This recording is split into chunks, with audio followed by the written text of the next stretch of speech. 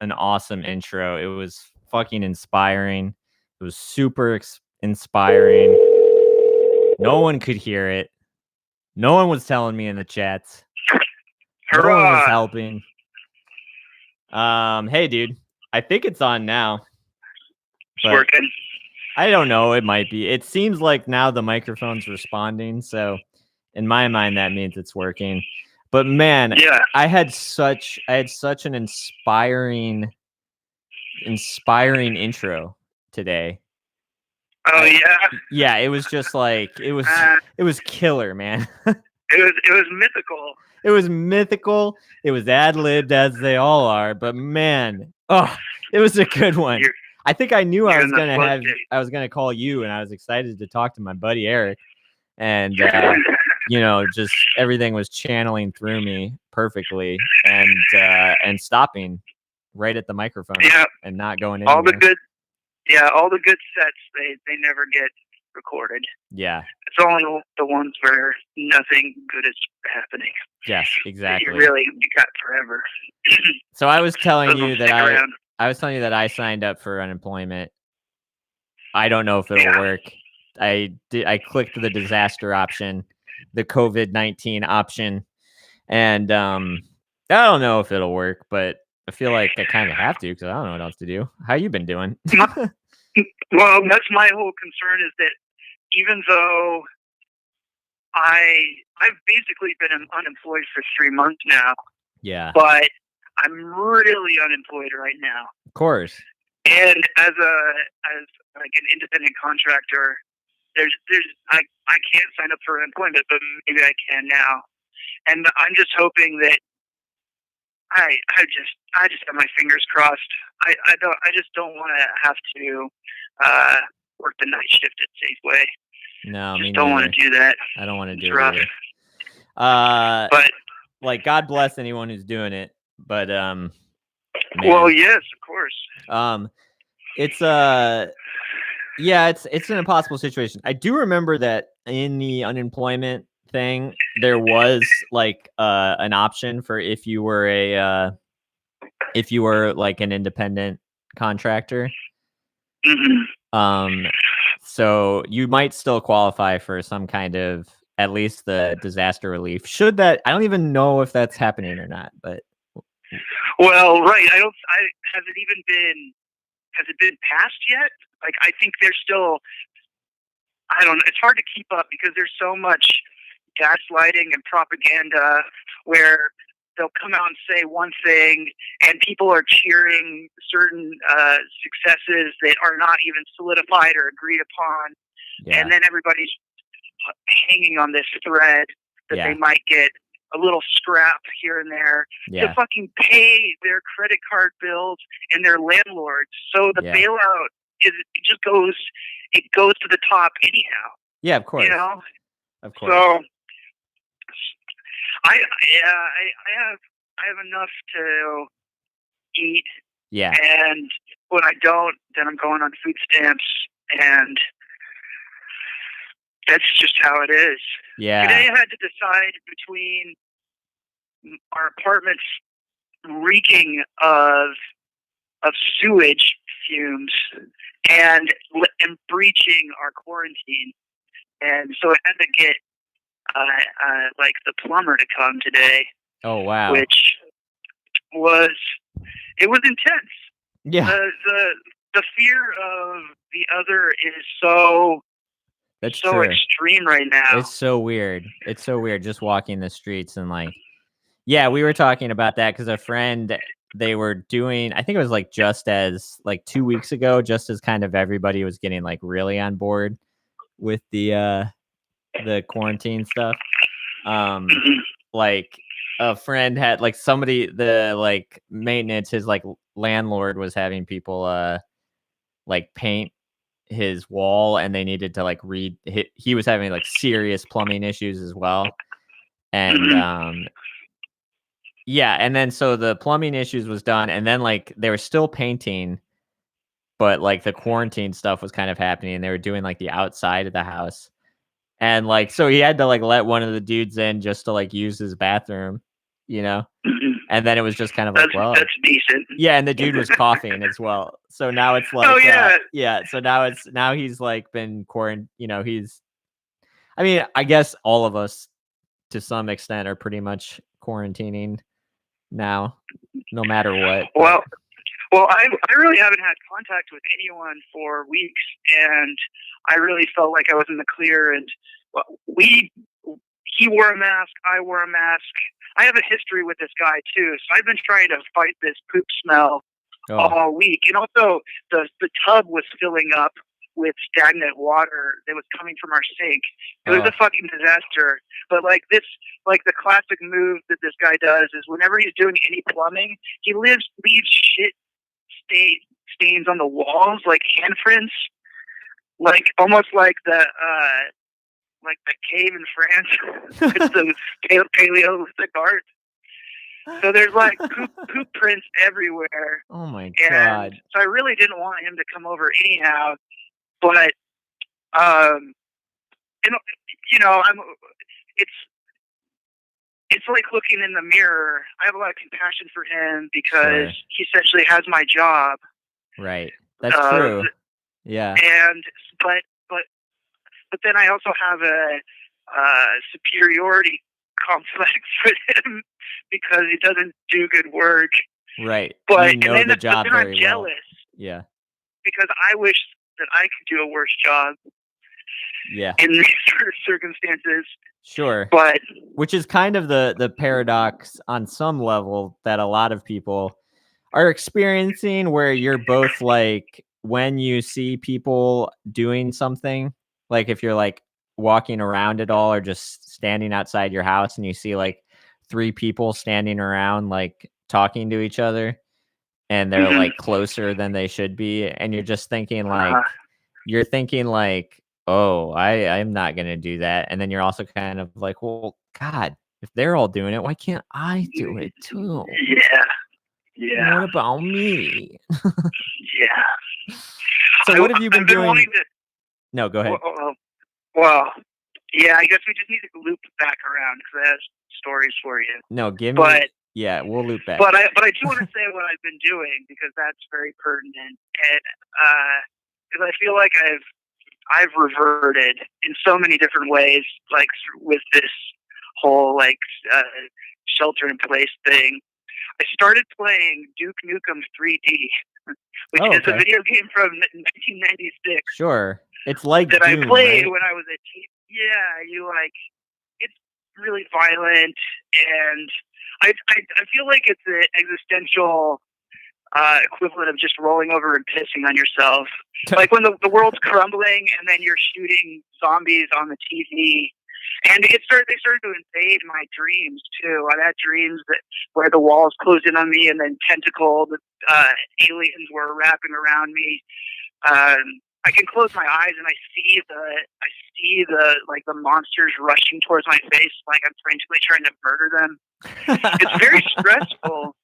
Yeah, that doesn't sound like a great I understand that looping of those kinds of games where it's like playing it it's kind of the same with like social media, where it's like playing it is like an immediate kind of crack high release of the tension, but like on some inner level it is building the tension up even higher. And so like it's so exponential because like as it's building you need that crack high again. You gotta you know, to relieve the tension you've been building, and before you know it you're dreaming about a first person shooter. Right. Yeah. Well, how many hours you clocking? Oh, I played a lot. Like I played it to the point where it was unhealthy, and I stopped playing it. Are you off it now? Or are you just cutting back? I have been for like. I don't think I played yesterday, but the day before I did, and then I was really recognizing that I was really poisoning my psyche. The fucked up thing, Brian, is that the video game is set in our contemporary reality. Like, how so? Like, just in this time Like, frame? it was made in 1996 for 2020 when we're under martial law and Oh my virus God. organisms have attacked the society. Yes, I got you. Yeah, that's rough. Like, at that point, you might as well just be playing a game where you're in your apartment. Your avatar is in your apartment dealing with a shit smell. We watched Rosemary's Baby last night, and there are a lot of interior shots where they track the actors through apartment spaces, and I can only see it through the lens of Duke Nukem now. So like, I really feel like I fucked myself up. Also, when I was playing that game in 1996 or 1998, I was probably like the most depressed, hopeless, like disenfranchised version of myself. And so since I'm kind of like a Luddite with I don't know how to play like a contemporary video game. Yeah, they've gotten more complicated. Well, yeah, I could barely play this. I'm like, I'm really stuck in like the 1990s mode of even like engaging with it. So I don't know. I'm jealous of some of my a good deal, I would say, of my friends are playing video games to pass the time, and I love video games. I used to be like so, as a kid, like so into video games, and just kind of stopped at a certain point and really tried to get more into just doing creative stuff, or I guess just naturally did. And my main addiction was always television anyway. I've always been hooked on television. So I'm doing that mostly. But a lot of my friends are playing video games. Sean just commented in the chats that he likes video games. And but yeah. What kind of trash TV did you watch in the 90s? Like when you'd come home from school, maybe even before you ever dabble with drugs or anything like that. Oh yeah, like when you're 12 or 13. Yeah, I would say I was still watching when I was 12 and 13. So I was watching anything that was on MTV, and I would say probably still I was doing all the all the TGIF shows yes as well. Is that a TBS franchise? I think it was network at the time. I think it was like I think Family Matters and Boy Meets World and Step by Step and these kind of shows. I think even Full House was a primetime show at first. And so then I was watching at like 12 and 13. I would come home. I would watch probably like 2 episodes of Saved by the Bell because it was being syndicated on multiple channels. Yeah. And that is maybe the most trash show that I was obsessed with, I would say, because it's literal garbage. Like one episode doesn't even add up to the next episode. Characters come on and then completely disappear. And it's a terrible value system on top of all that. Yeah. The show about totally. With no problem. Totally. It would be like somebody would read a book and they'd be like, "You moron." Yeah, you nerd. Fucking idiot. I only had NBC. We had one channel like through the airwaves, and so when I would come home, it was just talk shows like Oprah. Yeah. Oh well, I watched Jerry Springer quite a bit in that time. I loved Jerry Springer, and but that was on Fox, I think. So that was like a rarity. Oh, so you didn't have that either. You just had the most boring shows. I watched a lot of Friends. My mom was I into. Feel ashamed about that. Oh, I watched Friends. I watched I watched everything, man. I watched Friends. My mom and I would watch Everybody Loves Raymond, and that was like years later. Would watch Everybody Loves Raymond, and then after that was King of Queens with Kevin James. It was. Yeah, well, I watched it all. At least have like good comedic actors, even if the shows are shitty. Yeah, that's true. No, I'll stand by those shows. Oswald was on King of Queens. Right, exactly. Yeah, and so is Jerry Stiller. Most of their bits were with each other. Patton Oswalt and Jerry Stiller. You know what shows I really so you didn't have cable, but there was well, my dad did. Okay, did you watch any of we had a scramble box. Did you watch any of the like USA TBS kind of not quite dramas but like action shows? Yeah, like the Hercules, Chuck Norris shit. Chuck Norris had Walker Texas Ranger. Highlander was the big one. That's what I want. Duncan MacLeod of the Clan MacLeod. Quantum Leap was Quantum Leap was huge. Oh my God, I forgot about Quantum Leap. That was a big part of my life. Yeah. Oh boy, that's what he would say at the beginning of every episode when he realized what time he was in. Oh boy, like it would be like him, and he would be like, he would be like a black woman in like 1950s era America, and like a bunch of rednecks would be like throwing rocks at him, and he'd go, "Oh boy." Jeez. Oh boy. No. Oh man. So what you been up to? I've been trying to write. I haven't been able to write. It's been very disturbing, and that's what led me to start playing the video game. Yeah. The video game. It took me a really long time to start writing. I finally started opening a book that I have like 100 and some pages that I hadn't really worked on in like almost a year, and finally have gotten into it, which is a way more healthy art form to be practicing right now, because it doesn't require like any public feedback or like any want to, it's just something I can meditatively escape this world for a bit, write some stuff, feel good about it. But what are you writing right now? Or do you want to talk about the specific project? Okay. I'm working on that script that you read. Oh, cool. The kind of horror movie? Farm horror. Yeah. That's awesome. But I have one more revision, I feel like I need one more pass of these revisions, and I feel like it'll be finished. But it involves I feel like it involves a lot of moving things around. And right now it's like so locked up that it's very difficult for me to wrap my head around. And I just have trouble getting in the zone. And, I have to do all of these ritualized things. I got to meditate. I have to be silent. I have to wear earplugs. Totally. I, can't look at any news or anything beforehand. And then if that gets broken, then I have to start over. Right.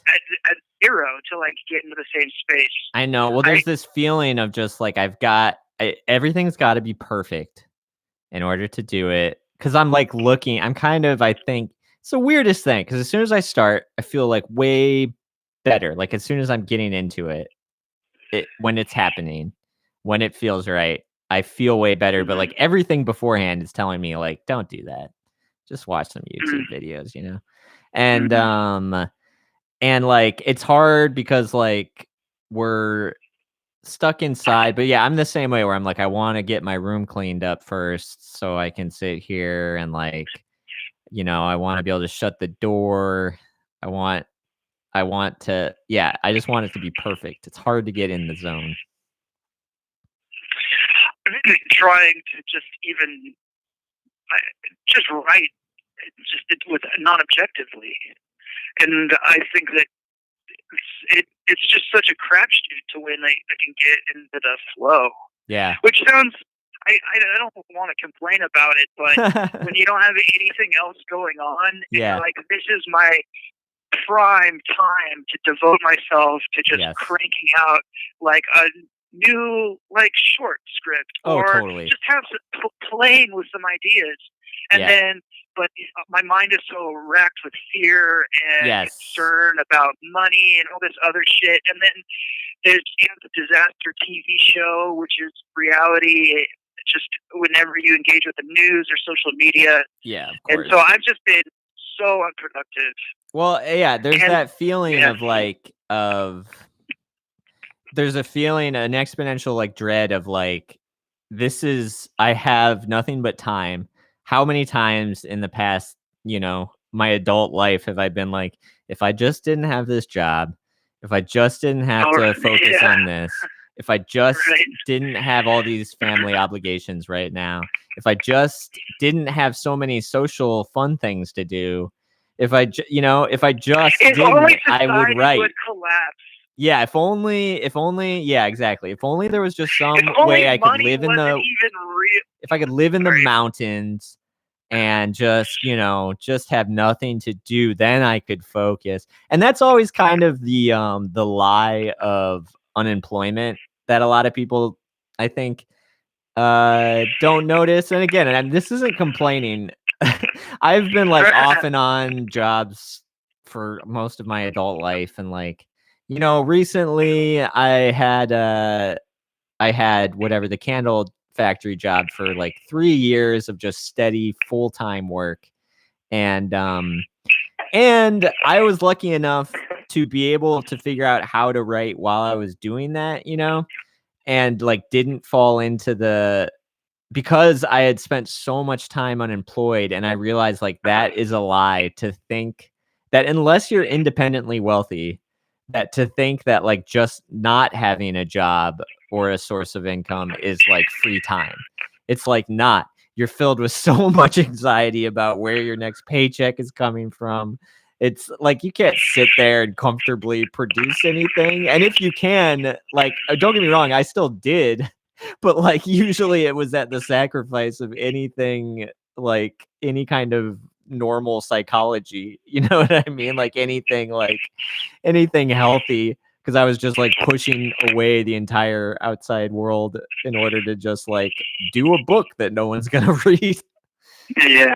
Well, old habits die hard. So even when money has exposed itself to be just a total fabrication on a societal level, that still didn't fix my issue of being able to just quiet my mind and devote myself to something fun that I would like to spend my time doing. Yeah, but it's still not. It's still there. Like we still can do it. Yeah, I'm closer. See that it's that life does interfere in a certain way, because I'm closer today to focusing than I was all week, but having this dude in the house running like a reciprocating saw, it's like sounds like a jackhammer in my head. That's impossible. It's like not time to focus. No, that is impossible. So, that is 100% impossible. And it sounds like dealing with like a weird septic issue in a small apartment. I wouldn't be able to do anything. There's no way. there's no way. All I would be able to do is seethe. So I'm surprised that you are more sane, and I'm not talking from Jack from The Shining right now, honestly. I think you're doing great. Well, today is not so bad, because I feel like we've cut down like the poop fog, which is also a mental fog. And I actually got to the point where drinking and smoking pot has become dull, because it's that set and setting idea, them that stay the same. Yeah. No, I know. So trust me, I know all about that. I've been treating myself well. We've been eating really great food, and what you been eating? Oh man, that's a big topic that I'm very interested in. About half a week before the stores were being plundered, I watched John Carpenter's The Thing on a whim, because I thought it would help me with my script. Yeah. Well, that's when I realized, oh shit, it's going to be really serious, because I'd been reading about China and I had some information, but the reality hadn't really settled yet with me.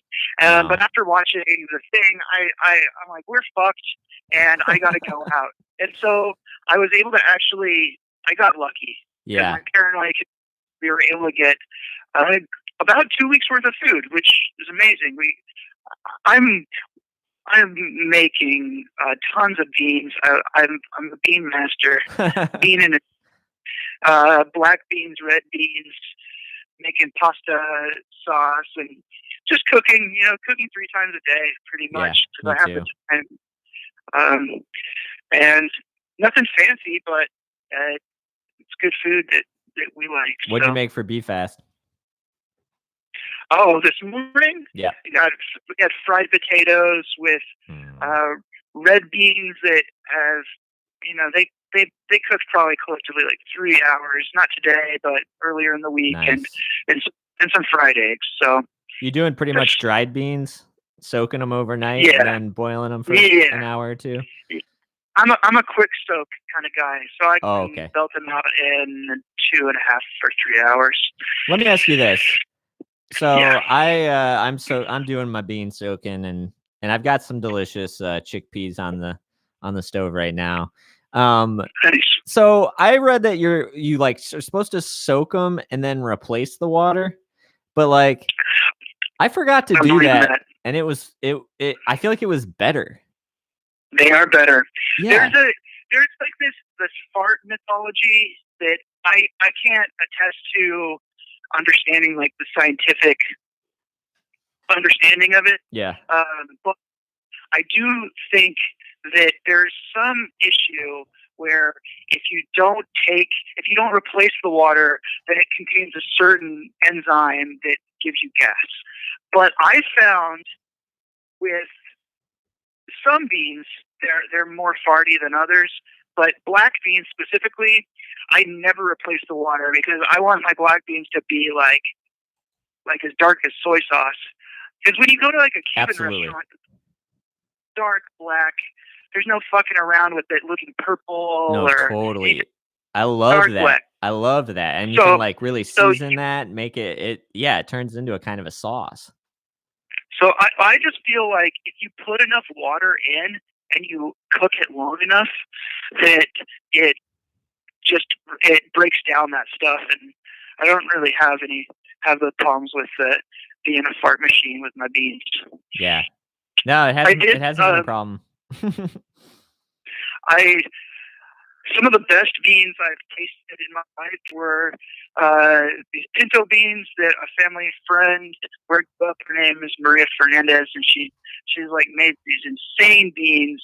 And she's old, really old, and I wanted to know like what the secret was, and because they taste so rich and hearty and flavorful, and I assumed that she was putting some spices or something in it, and I think all she does is just cooks them for a day. Yeah, and the way that it breaks down is just phenomenal. So I think time is the thing with the beans, and replacing the water and all that stuff. I think it dilutes the flavor. I think so too. Listen, that's if we've learned anything today, we've agreed on that at least. Are we getting cut off? I've got to tell you something. No, not at all. We got all day, buddy. All right. Speaking of like keeping the essence, I wanted to give you an update on the home renovation project that we did. Oh yeah. So it turns out that when we took Grandma down the stairs to go to the hospital, that was it for Grandma. Whoa. Okay. We actually did. I have to explain to some of our. I've got to explain to the six or seven viewers. But Eric does some occasional like carpentry work and stuff. And when my ass got fired the last time, I was desperate for some moolah, and Eric was kind enough to bring me on a gig where it was very light carpentry for what you're used to. But anyway, so what we were doing was just basically like building IKEA furniture, and we were setting up a room for an older mother of these two artists. Just getting a room set up so that she could live comfortably on the premises.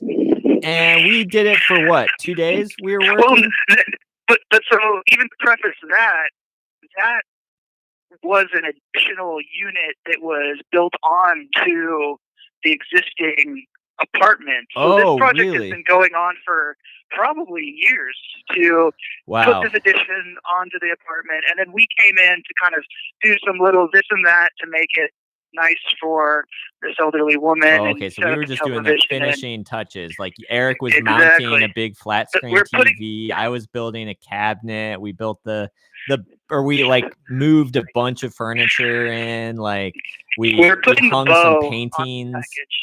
Yeah, exactly.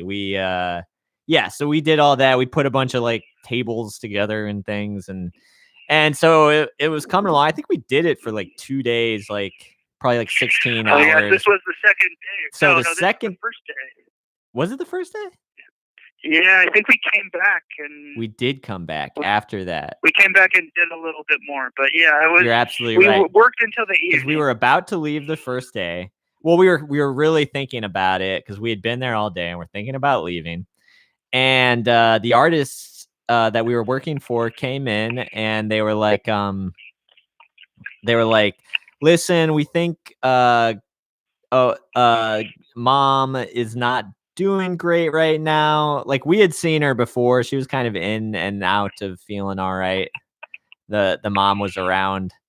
And we were like, I remember we like woke her up and we were like, is it okay if we take your bed from this room and take it up to your new apartment? And she was just like, do you mean, am I sleeping anymore today? We were like, I don't know. I asked her if she was done with her bed. Yeah, that's what you said. Which is not really the right way to phrase that. Yeah, and she made a little crack about it, but also laughed. And anyway, so she seemed a little off and was sleeping a lot and feeling not so great. But anyway, so we moved the stuff and then so we're thinking about leaving for the day and trying to figure out how much works tomorrow. And the artists come in and they're like, if you guys, we're going to leave. We have to take mom to the hospital. She's feeling really sick. She was feeling real like nauseous and they thought it might've been because of some like medication or a surgery, I think that had just happened. And we were like, okay, yeah, that's fine. We're thinking about leaving. And then they come back in and they say, listen, one last thing. She's like the house is up a big level of stairs to get like down to the street level. And she can't walk right now. She's feeling so ill and we can't carry her in the wheelchair. Can you guys, you big, strong carpenter man? It was phrased as, would you mind carrying her down the stairs? They felt pretty, you could tell they felt kind of like embarrassed, but just completely unsure as to what to do. Like they realized this wasn't exactly appropriate. Like, no, it wasn't in our job description. No, not exactly. To help carry mom down the stairs. No, but it wasn't. I think that in my vague recollection of our conversations that day, I think we were talking about how much we like to be helpful. Yes. And how, right.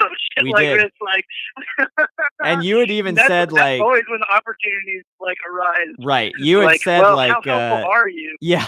Well, you had said even like you were hesitant to take the job because you're used to doing like full-on carpentry work. And you realized they wanted, like, you agreed to do carpentry work. And then as soon as you got there, they were like, or as soon as you started talking to them, they wanted you basically to move a bunch of furniture and stuff.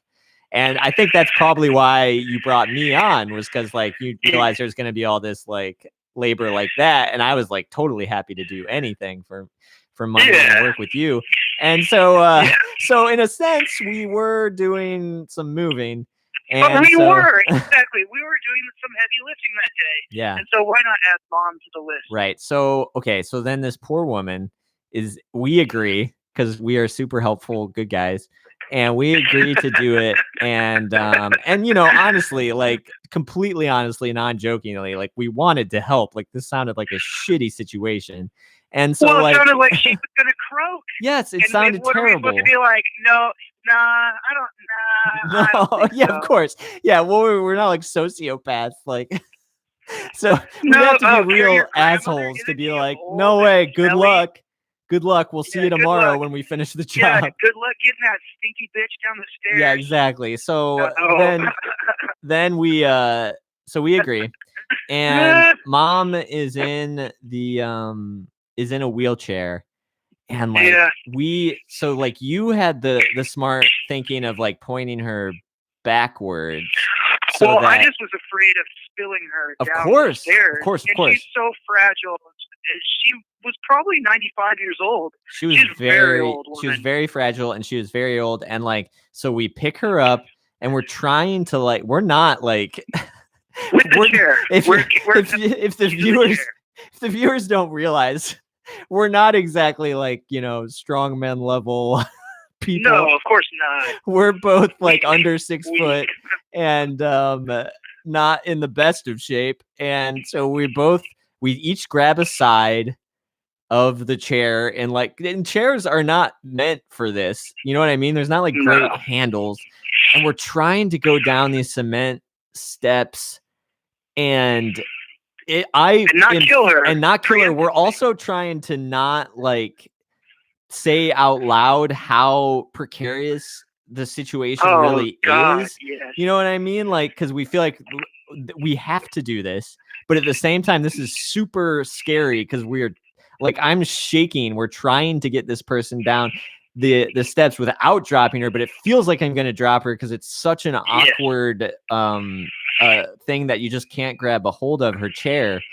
And meanwhile, she's very sick. She's moaning. Yes.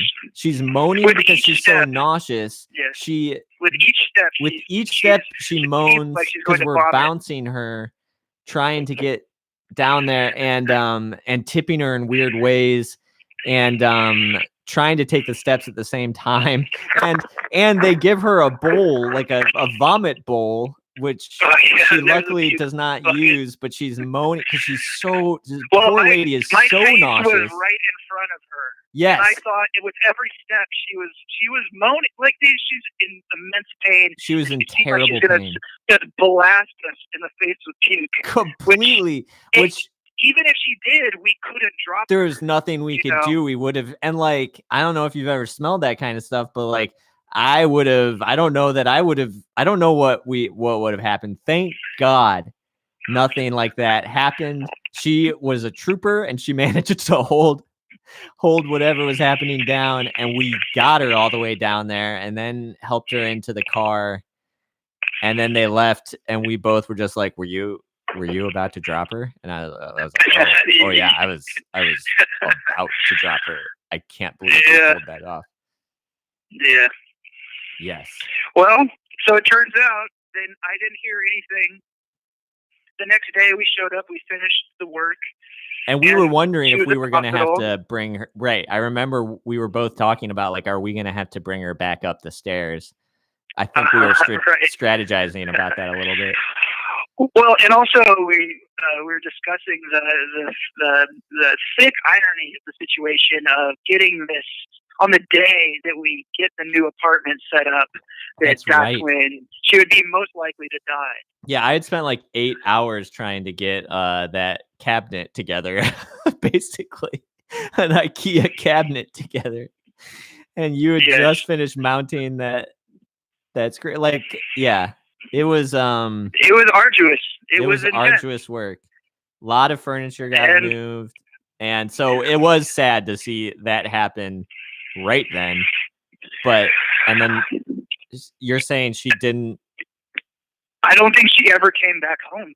Oh. I don't know the details, but I visited them recently, and there is another person living in that apartment, and I said, is so and so's mom dead? And I was met with, well, because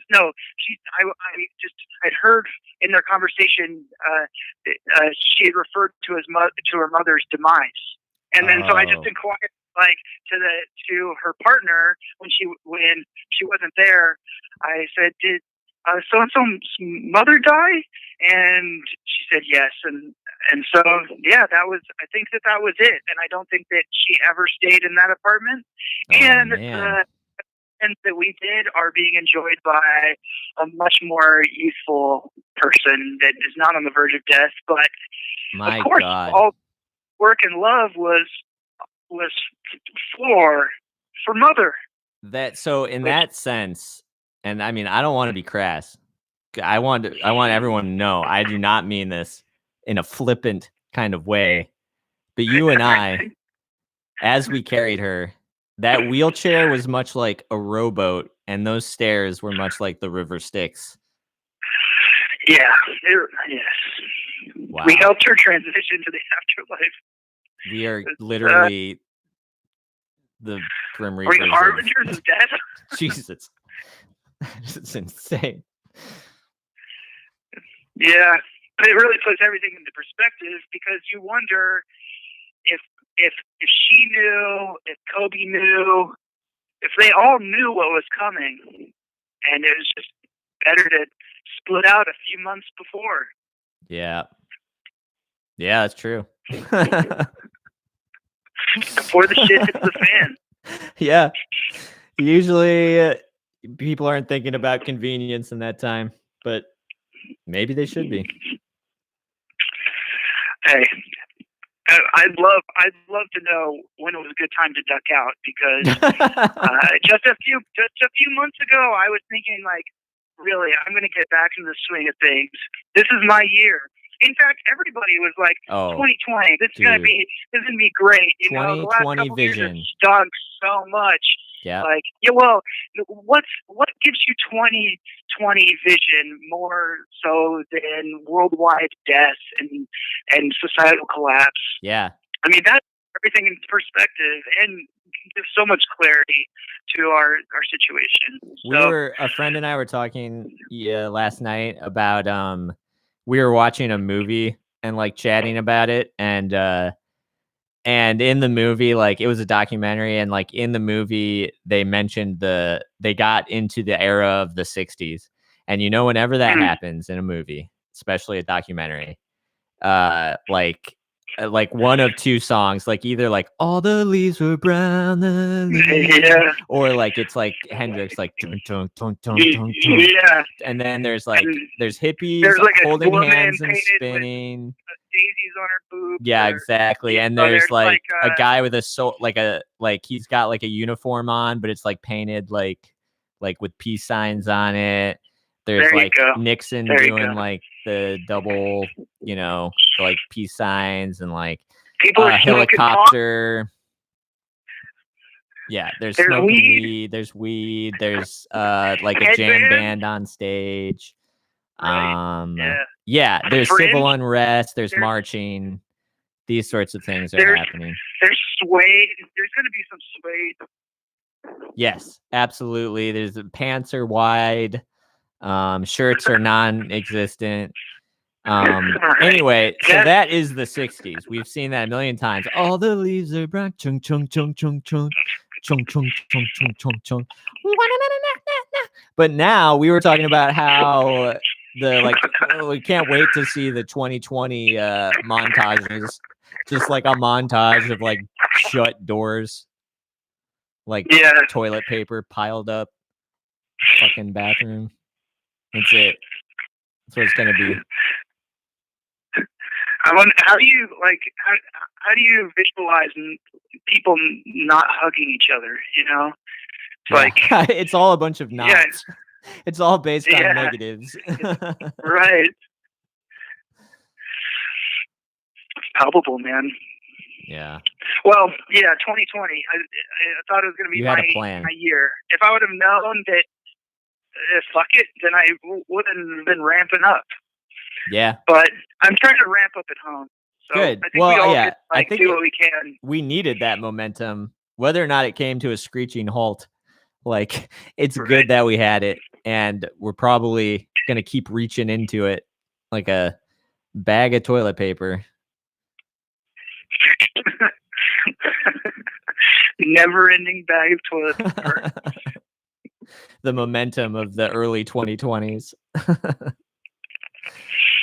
Well, Brian, I want, if you need anything, if you need any supplies, or I got some bleach. I got a few rolls of toilet paper with your name on it. Nice. We need some.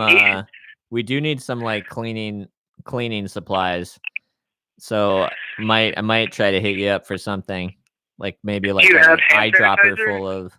No, we don't have any hand sanitizer. We have soap and water, and that's it. And we can't find it anywhere. I could give you guys some. I don't have hand sanitizer, but I do. My mother gave me a bunch of isopropyl alcohol. So, and I got some aloe vera. I got the last aloe vera. So. Okay, you got the last aloe vera. We'll get you guys cleaned up and ready to go fight for some dry goods at the grocery store. I think I'm gonna go to the grocery store. I know I'm gonna go because we're like kind of out of most stuff, and all the delivery things are like, we'll get you in April. Do you have a mask? No. No. But I can hold my breath like Houdini level. Oh man, that's what it's all about. Like David Blaine. When we went shopping, the last time we went shopping, people are coughing and stuff, and you just gotta hold it in. Yeah. And just sneak by them. Let me tell you, that is a bad strategy, because what I find happens is I end up holding my breath trying to get past somebody, and then inadvertently like turn a corner right when I'm out of breath, and there's like literally someone laid out on a stretcher with like a ventilator next to them, and that's when I'm like like sucking in as much breath as possible. The ventilator. Yeah. You get a nice puff of air in your face. Yeah. Well, yeah, I have to go out in the next probably 5 days. Same deal. And I was planning on suiting up. We have one mask. Shooting up? That I have venturing out and going out. Oh, suiting up. Suiting up. I thought you had developed an intravenous drug habit. Suiting. Now's I was not like, the time, what did people. Did I expose my heroin addiction? No, we're going to be. I have to suit up, and I'll wear gloves and a mask and go for the gold. Get all the items on the list. Hey, I heard. Not to keep bringing it back to food, but I heard you were making some pies. Oh yeah, I made a pie.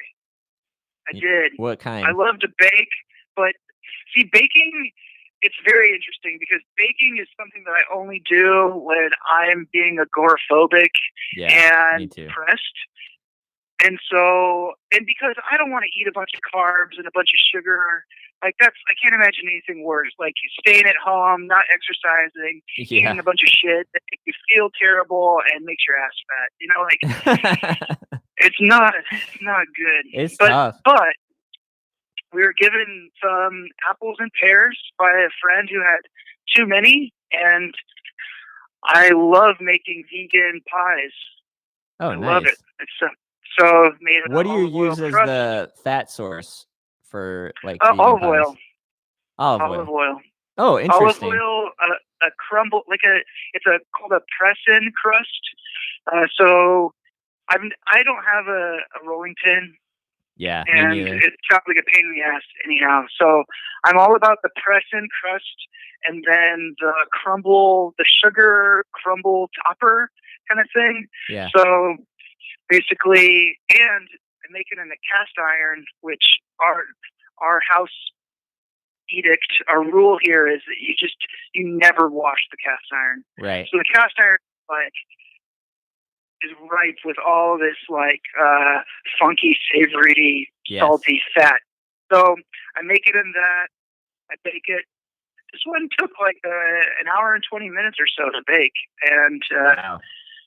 It was good, very good. And I cut the sugar in it, but it's still too sugary. So next time I'm going to try to go even less sugar, and just because it's like a good way to eat some apples. Yeah, it's not so you don't have too much sugar in it. So for me, I've been eating a lot of apples, but we're out of apples too.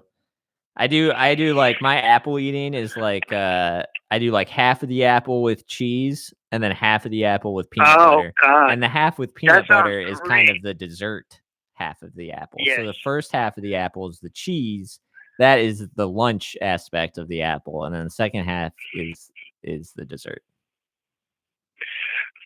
So sounds delicious. People are learning. I mean, I thought you were talking about making a cheese pie with an apple cheese pie. That's a thing. Well, I love throwing a slice of cheese on top of the apple pie. Slice of cheddar cheese. My God. Oh, so Damn. good. Yeah, I would like to make an apple pie. Want to make some banana bread, but then at the same time, we're just like, we want just the fresh fruit. You know. Well, I think that there's a grocery store in East LA called Super A, and it's kind of like in a kind of industrial zone, but it's near like Mount Washington, or like the base of Mount Washington, near Division and San Fernando. Okay. And when I went there, I was able to get all the produce and stuff that I wanted. Yeah, and it hasn't really been a problem so far. I mean, we haven't been very much to the grocery store, but so far, I have not yet experienced the cataclysmic, apocalyptic, empty shelf aisles. Like, seemed like capitalism was running strong over and at the Food for Less in East Hollywood. So, well, that's good, because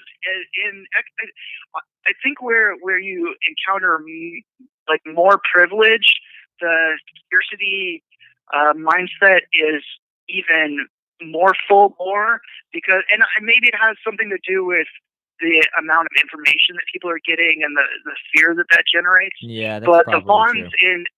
The Vons in Echo Park was decimated, and there was nothing, and people were I saw numerous people that appeared to be very sick, and perhaps it was a psychosomatic thing where they felt like shit, and then they looked sick, and then they were being aggressive, but it was pretty intense over at Vaughn's, and I was only able to get like a bag of lemons there. It was like there really wasn't many options. But when I ventured out to East LA, I was able to find a grocery store that they didn't have any eggs or milk. So granted that, but they also, and then a lot of their canned goods were gone, but they had garlic and onions. People are saying that they can't find garlic and they can't find like red onions. Oh yeah, that hasn't been a problem at all. That's great, man. Yeah. I think it's just like the places where more affluent people go. I think that it's that's where the hoarding is happening, because they even have the extra cash to buy more than they need. Right. So I think that's what I'm saying to everybody. I know you're thinking right now, God, I want to raid the homes of the rich, and like, I'm with you. I want to as well. Okay, but remember, they probably have machine guns right now. Just keep that in mind before you do it. They probably do. I just want a gun that's small enough to where I can eradicate this COVID-19. Yeah, we need to shoot the virus. That's what I want to do. I want to shrink those tanks that they're bringing in from San Diego, and let's get after the motherfucker. They're bringing tanks in from San Diego? No, but people are concerned about it. Ah, okay. Martial law. Everyone's aware. Yeah, there's a little taste of that. Little taste of martial law. Yeah. I read like an article about this guy in I forget who it was, somewhere in the South, I think.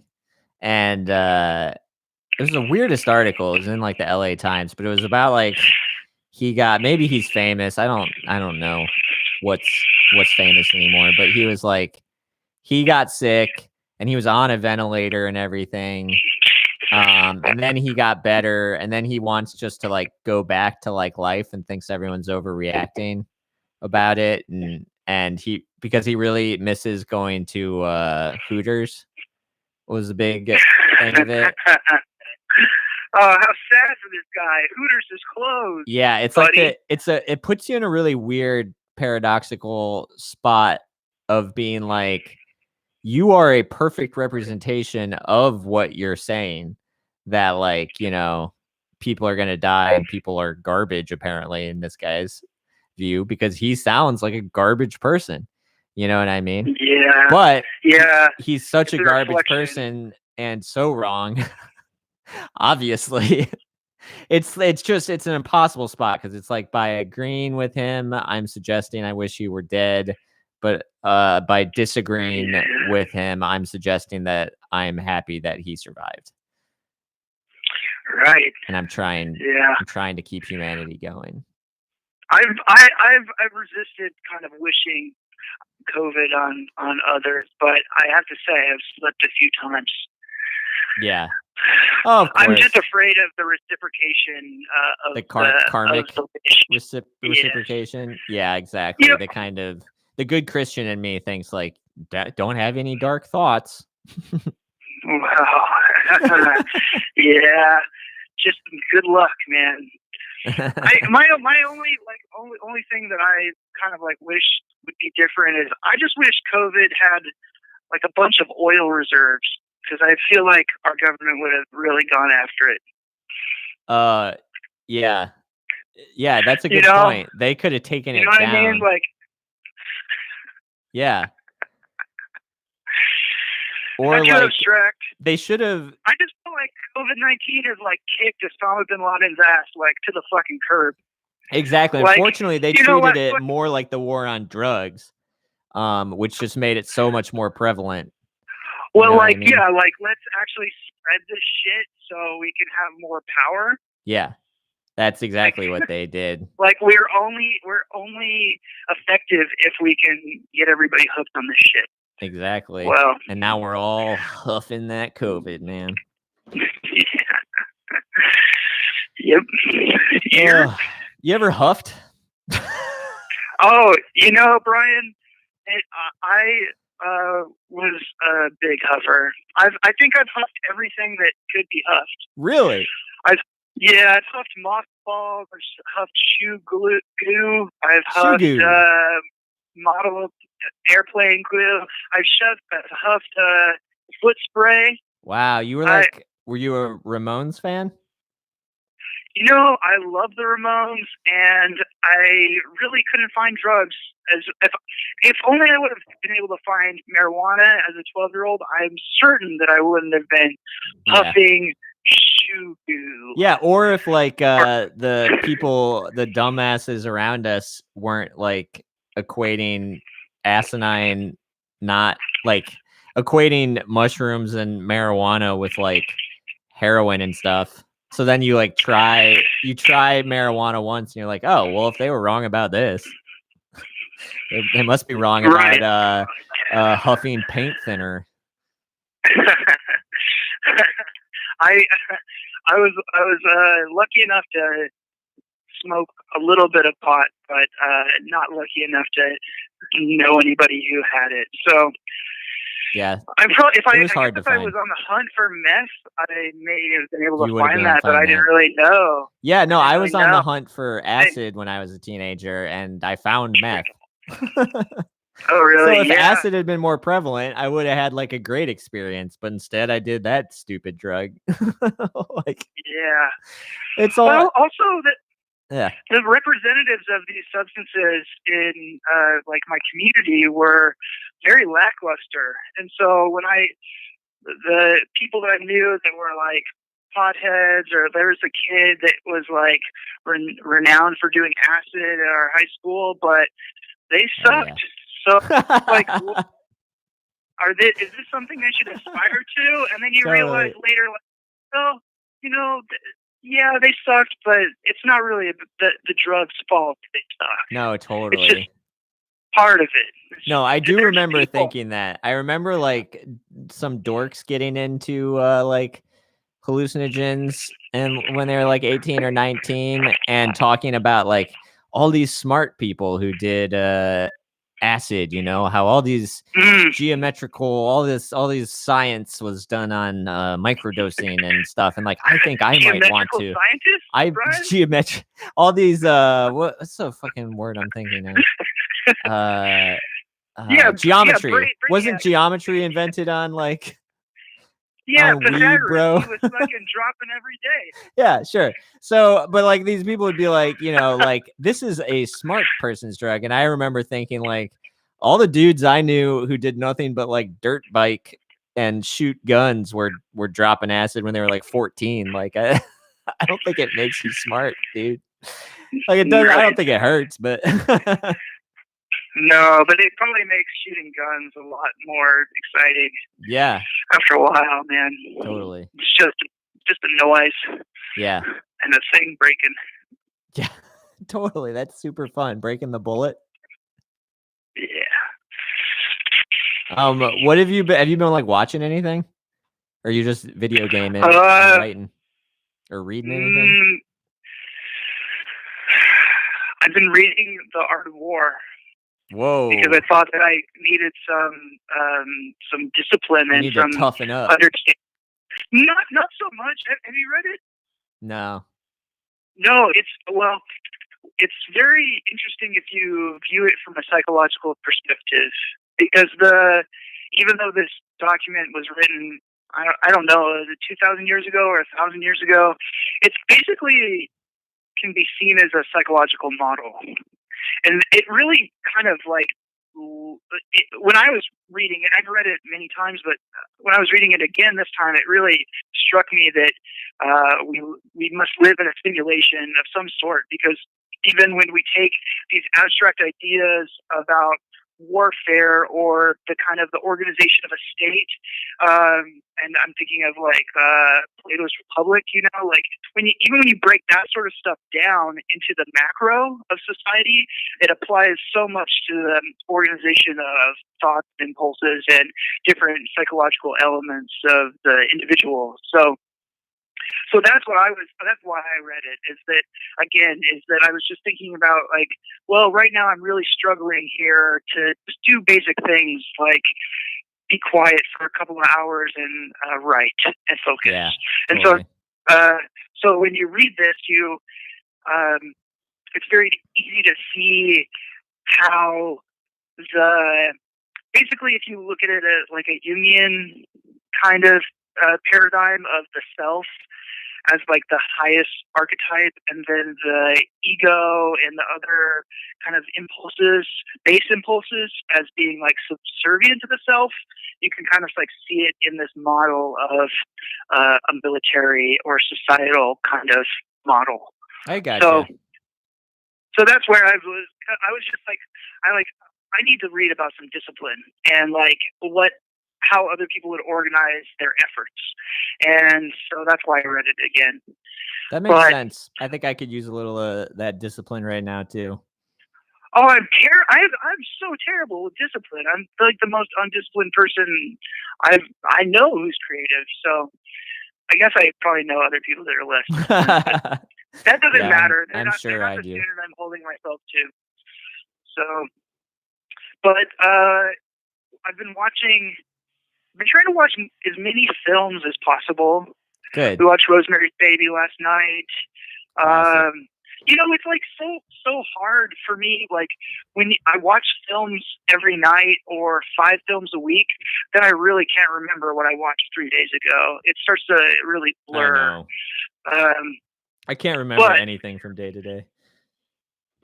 But yeah, trying to watch more films. We have been watching this trashy show from the early 2000s called Fringe, which is kind of like a Fox Network kind of reboot of X-Files. Okay. Yeah, and it's something that Amy, my girlfriend, likes quite a bit. So we watch it for some trashy times that are like peppered with scientific jargon to make it seem like it's more substantial. Sure. And I love that stuff. John Noble, who's in this as the genius scientist guy, he is an excellent actor. He's I would like to research more of his films, but he was in Lord of the Rings as Lord Denethor. He plays a evil motherfucker in Lord of the Rings, but he has this very Shakespearean actor kind of quality that it's like fun to as an actor. I'm not really an actor, but as someone who's tried to pretend to be an actor, it's fun to watch someone who's like a really good actor. So he's excellent. He's excellent. I agree. I will often disparage the act of acting, and be like, it's not really hard. It's super easy. Pretending. But then when I see it well done, I'm like, ooh, how'd you think to do that? You crazy psycho. Yeah, I mean, I do feel when I'm watching this television show, I feel like I'm just watching a sociopath pretend. Yes. Like that. Oh, that's acting.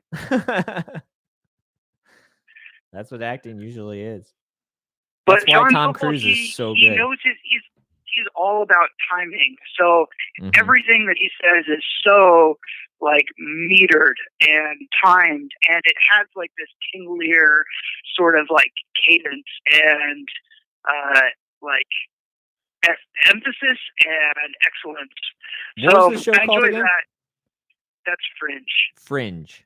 Okay. I would not recommend it. I'm having that kind of experience right now a lot, where I'm like, oh, I've been spending all my time doing this. No, I don't think you should watch it. Yeah, no way. I mean, it's trash. Yeah. In fact, it was actually, I grew to love his character, and like kind of I've been focusing on it because the lead is Rupert Murdoch's stepdaughter. Or no. It's Rupert Murdoch's niece. And from Rupert Murdoch's marriage to like a socialite beauty queen in the 70s. So it just made me when I see that, when I understand this sort of social hierarchy that it takes to be involved in the industry that I want to be involved in, it's a little heartbreaking. Where it's like, oh, well, if only you were just a hot chick that was Rupert Murdoch's niece, then you could be on a TV show. No problem. You totally could. Yeah, easy enough. I mean, yeah. Well, I don't know if you think. I mean, why do you think you're on this show, buddy? Torv. What's that? Why do you think you're on this show? Oh, see, it's got to be about my sexy butt. It's all that. It's because you're eating all those baked goods. That's right. Beefing up at home so I can make it on the what are you up to? Yeah, on the most tragic episode yet. Because I mean, a lot of the people listening now don't realize that we did a good 5 minutes of the show where apparently it wasn't working at all. Well, that's a warm up. I think that was the first warm up. That's why this one's so good. Nice. I'm very, very happy for that. In fact. Yeah. Well, you got to get that check out in the beginning, man. I like that. I thought I had it. Yeah. I was doing tests. I was doing tests for a while, but man, this is episode 7. We are late in the season of this show. We are late season, like late December of this show. I want to congratulate you on like the rigor of doing 5 of these in a week. Like, but even that's like you're like Johnny Carson. Yeah, exactly like Johnny Carson.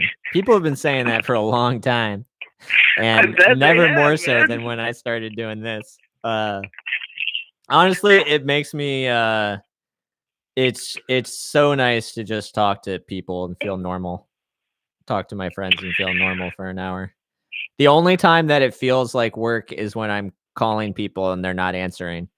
And then it's it's really the delusion of what I'm doing is feeling real. I have to say weird. Though that even though that the emotional reality of that is probably quite a slog, and thing when I was listening to when you like the episode when you called me. Yeah, it was entertaining to have you call like 5 people and not be able to get through. Yeah, it's funny.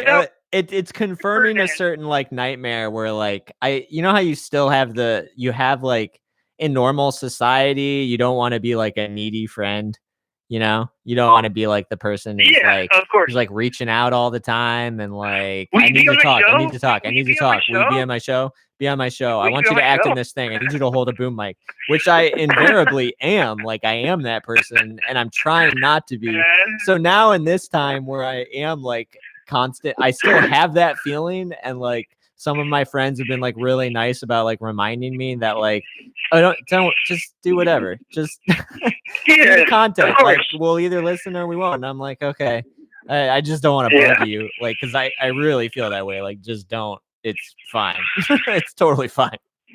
This is all about just talking to my friend who I honestly haven't talked to since this started, and since we made dumplings or whatever. Since we ate dumplings at my place. It's the last time I think we hung out. It's been a while. It's been too long. Well, it is. It gets a little sad when you realize, well, actually, that reality can't occur again for a while. Yeah. But yeah, in the same sense, I don't want to be my mother, who whenever she used to call me when I was like 20, or when I would call her when I was like 20, the first thing she would be, all she'd want to talk about is how I didn't call, you know, like, because here we are connecting and having a great conversation, and I'm enjoying it quite a bit. Well, yeah, my mother doesn't do that thing on the phone where she complains about how we're not mine doesn't anymore either. But she did it once when I chose to go on a little vacation with her, and then I chose to go on a vacation, little weekend kind of vacation with my mother, and divide and conquer. She was hammering me about how I didn't do enough, and that made me so angry. Yeah, I vowed to never hang out with her ever again. But yeah. I walked that back a little bit, but I know that's good. I just a little bit though, just not a little. fully. Hey, keep your boundaries. Stay mentally healthy. If I'm going to hang out with you, you better not be bitching about how I don't hang out with you. Like, yeah, nobody wants that. I mean, that's the way I feel. I mean, like I love my family so much. I'm not projecting that onto you. You can feel however you want about your family, but I love them so much. I love my family so much, but of course there's a but, and the but is that, like, you know, if I saw them at a group gathering, like I wouldn't stay in the conversation very long. If they were just like normal people that weren't blood related, that haven't been really nice to me over the years, I definitely wouldn't like go and like check in at a party much. I would just keep talking to my friends about the Tiger King instead. Yeah. The imperative is shifted. Yes, of course. Oh, Eric, well, I'm getting brain dead now. I'm getting brain dead from talking. Yeah, I'm about there too. But thanks for this time. I really appreciate it. And even though tonight, there's some friends of Amy's they want to hang out on Skype, and I might join in on that. But this was very worthwhile, and it's cool that others can be involved too. Yeah, so totally. And same, so thank you so much for talking and stuff. And I'll call you again soon. Sounds awesome, man. Take it easy, Brian. Yeah, you too, man. Love you, buddy. Love you. Okay. Well, I do want to remind everybody that what you missed was an intensely awesome intro. I was talking about shadow boxing. I was talking about how I was ready for the world. I was talking about doing a Bruce Lee one-handed sign that is internationally means like come and get some. I was talking about punching myself in the face and telling the world, telling my opponent to, I mean, it was really inspiring. It was super inspiring, y'all. But the technology wasn't working. So what are you going to do? Thanks, Eric. Thanks, everybody, for listening. Today's Friday. I thought it was Thursday, but it's fucking Friday. So I'll do this again on Monday. Bye.